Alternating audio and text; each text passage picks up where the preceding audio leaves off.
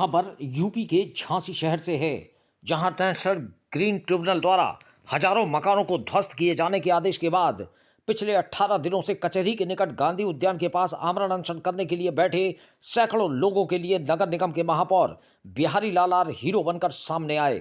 उन्होंने इस मामले को लेकर लखनऊ जाकर मुख्यमंत्री से बातचीत कर हजारों लोगों की समस्याओं को रखा और मुख्यमंत्री ने उनकी बात सुनने के बाद इसे जनहित का मुद्दा करार देते हुए तत्काल प्रभाव से कार्रवाई रोकने के लिए अधीनस्थ अधिकारियों को निर्देश जारी कर दिए।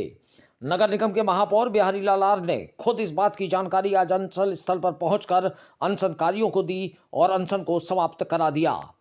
बताते चलें कि नेशनल ग्रीन ट्रिब्यूनल द्वारा दायर की गई याचिका पर लक्ष्मी तालाब तथा उसके आसपास के इलाकों में बने हजारों मकान, पुराने मंदिरों तथा मजारों को ध्वस्त किए जाने के आदेश जारी कर दिए गए थे।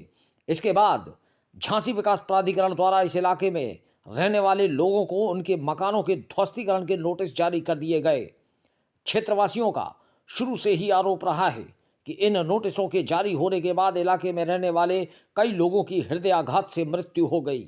लोगों ने सवाल उठाया कि यदि यह पूरा क्षेत्र प्रखंडीय पार्क के लिए आवंटित था तो फिर नगर निगम ने हाउस टैक्स जारी क्यों किए, बिजली विभाग ने कनेक्शन जारी क्यों किए, जल संस्थान ने पानी के संयोजन क्यों जारी किए, इसके अलावा वहां पर अंडरग्राउंड पाइपलाइन तथा गैस पाइपलाइन क्यों डाली गई। यदि यह क्षेत्र ग्रीन बेल्ट में था तो पहले झांसी विकास प्राधिकरण को यहाँ के भूमिधरों की जमीन को अधिग्रहित करना था और उन्हें उचित मुआवजा देना था, लेकिन प्राधिकरण ने ऐसा नहीं किया। इसके बाद सैकड़ों की संख्या में महिलाओं तथा पुरुषों ने कचहरी के निकट स्थित गांधी उद्यान में आमरण अनिश्चितकालीन अनशन शुरू कर दिया। हालांकि इस बीच इन लोगों के पास सत्ताधारी दल के विधायक, विधान परिषद सदस्य, कांग्रेस के पूर्व केंद्रीय मंत्री आदि सहित तमाम जनप्रतिनिधि पहुंचे और इनकी समस्याओं के निराकरण के लिए तमाम आश्वासन दिए, लेकिन स्थिति वहीं की वहीं बनी रही। पिछले दिनों नगर निगम के महापौर बिहारी लाल आर अनशन स्थल पर पहुंचे थे और उन्होंने आश्वस्त किया था कि वह स्वयं जाकर मुख्यमंत्री से बात कर समस्या का निराकरण कराएंगे। आज बिहारी लाल आर फिर से अनशन स्थल पर पहुंचे और बताया कि 31 जनवरी को उनकी मुख्यमंत्री से बातचीत हुई है। मुख्यमंत्री ने खुद स्वीकार किया है कि यह पूरा मामला जनहित का है। उन्होंने आश्वस्त किया है कि 2031 की महायोजना को लागू करने की प्रक्रिया जल्द शुरू कर दी जाएगी, जिससे इस भूमि का उपयोग बदल जाएगा और यह आवासीय हो जाएगी। इसके अलावा उन्होंने अधीनस्थ अधिकारियों को भी स्पष्ट निर्देश दिए कि किसी भी मकान को तोड़ा नहीं जाएगा और न ही किसी प्रकार के नोटिस दिए जाएंगे। इस बात की जानकारी नगर निगम के महापौर द्वारा दिए जाने के बाद आमरण स्थल पर बैठे सैकड़ों लोगों के चेहरों पर मुस्कुराहट आ गई। अनशन स्थल पर ही महापौर जिंदाबाद के नारे लगना शुरू हो गए। हालांकि इस बीच वहां पर कांग्रेस के पूर्व केंद्रीय मंत्री प्रदीप जैनादित्य सहित कई जनप्रतिनिधि भी पहुंच गए। पूर्व केंद्रीय मंत्री ने लोगों को समस्याओं का निराकरण दिलाने के लिए उनका धन्यवाद देते हुए यह भी अनुरोध किया कि विकास प्राधिकरण यह भी तय करे कि वह किसी से भी नक्शा पास करने के बदले विकास शुल्क नहीं लेगा। बाद में अनशन पर बैठे लोगों ने बिहारी लाल आर्य का माल्यार्पण कर भव्य स्वागत करते हुए उनका आभार जताया। इस दौरान उनकी पुत्री तथा टीकमगढ़ लोकसभा क्षेत्र में भारतीय जनता पार्टी के लिए काम करने वाली भारती आर्य सहित तमाम भाजपाई भी मौजूद रहे। अनशनकारियों की ओर से राहुल राजपूत ने सभी का आभार व्यक्त किया। झांसी से दीप न्यूज के लिए दीपक चंदेल की रिपोर्ट। ये झांसी की सबसे बड़ी लोगों की समस्या थी और इस समस्या के लिए हमारे सुधीर महाराज जी और राहुल राजपूत जी ने बहुत संघर्ष किया है। उसके साथ झांसी की जनता ने संघर्ष किया है। इसके लिए मैं उनको हृदय से बहुत बहुत धन्यवाद देता हूं और बधाई देता हूं। ये 18 दिन से जो अनशन धरना चल रहा था, आज महाराज जी ने 20वां दिन है, इसको समाप्त करने की घोषणा की। ये बहुत बड़ी समस्या थी। आपकी बात क्या हुई लखनऊ में, बताइए आप। बात क्या हुई और कब हुई? इस समस्या के समाधान हेतु डडियापुरा, तालपुरा, झांसी खास और पिछोर के लगभग 9000 जो मकान बने हुए हैं उनको गिराने के लिए झांसी विकास प्राधिकरण द्वारा लगातार नोटिस दिए जा रहे थे। ये बहुत ही गंभीर मामला था और इसमें जो है जो 2021 महायोजना है बनी थी उसमें 125 हेक्टेयर भूमि प्रखंडी पार्क ग्रीनलैंड के लिए छोड़ी गई थी। ये ज़मीन निजी काश्तकारों की थी। इसमें प्राधिकरण को चाहिए था कि उस ज़मीन को हम अधिग्रहण करें, उसका मुआवजा दें और रजिस्ट्री पर रोक लगाएं। अब झांसी की भोली भाली जनता को ये पता थोड़ी है कि ये ज़मीन हमारी प्रखंडी पार्क में है। इस वजह से लोग रजिस्ट्री कराते रहे, अपना मकान बनाते रहे। ये बहुत बड़ा मामला था। इसमें गलती झांसी विकास प्राधिकरण की है, ना कि हमारी झांसी की महान जनता की है। तो इस संबंध में हम 31 जनवरी को माननीय प्रदेश के यशस्वी संत योगी आदित्यनाथ जी से मिले। 6-15 का उन्होंने समय दिया था।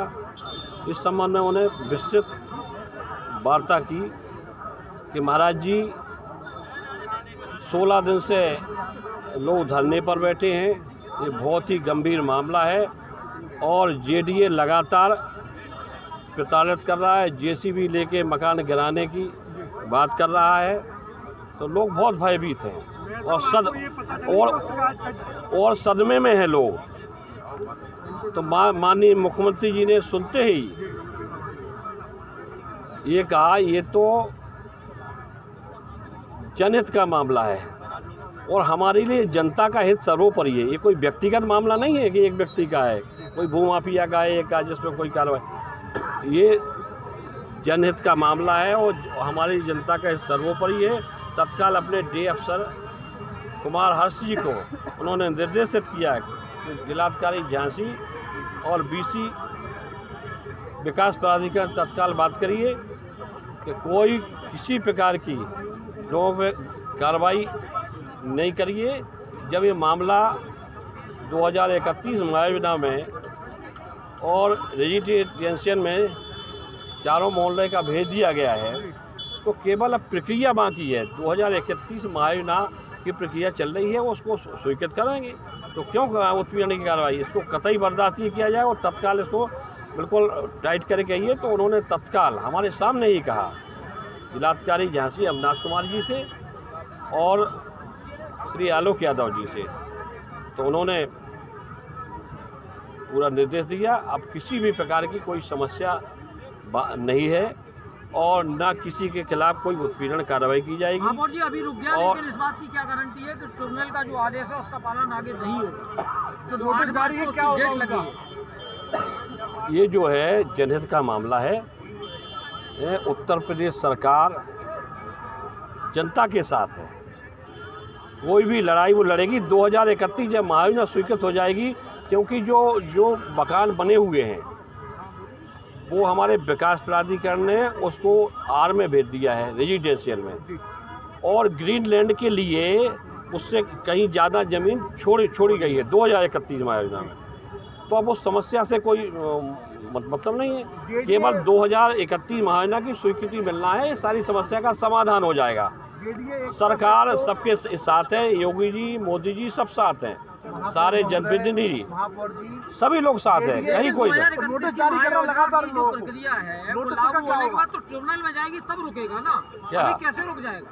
कैसे जाएगा? आदेश ट्रिब्यूनल का है। हाँ, तो सवाल ये है कि आपने जो बातचीत की है, तो आपने बातचीत में सरकार को ट्रिब्यूनल में पैरवी करने को कहा है। अरे ट्रिब्यूनल की जहाँ भी समस्या होगी उत्तर प्रदेश सरकार, समय आप कह रहे हैं प्रक्रिया चल रही है। नहीं, उत्तर प्रदेश सरकार पूरी इस लड़ाई को लड़ेगी।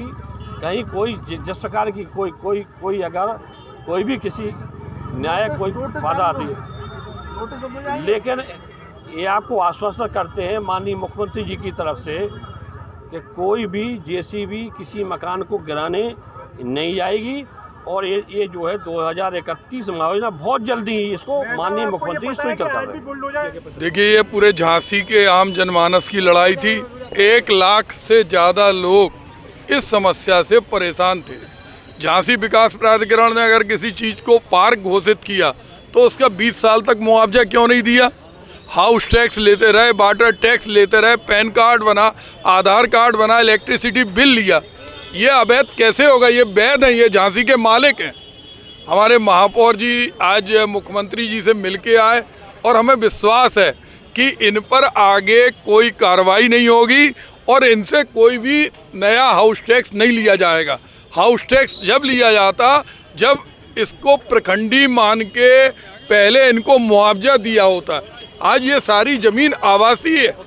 हम सारे लोग जानते हैं कि ये जंग केवल 10,000 घर के लोगों की नहीं है, ये हिंदुस्तान की सबसे बड़ी जंग है और इसमें लोग महीनों से अपने घरों में छुट्टी लेके बैठे। राहुल एक गरीब परिवार का लड़का है, 10,000 रुपये महीने कमाता होगा, उसकी जान पे बनाई। सुदीप महाराज, उनके साथी रामपाल आर्या, घनघोरिया जी, कुशवाहा जी, साक्या जी, शुक्ला जी, मिश्रा जी, ये सारे लोग महीनों से अपने काम धंधे को बंद करें। तो आज इनकी लड़ाई में इनको पूरा सफलता मिलना चाहिए। ये लोकसभा चुनाव के पहले होना चाहिए। ये ना हो कि चुनाव में ये केवल एक जुमला रहे और फिर बुलडोजर इनके ऊपर मंड रहा है।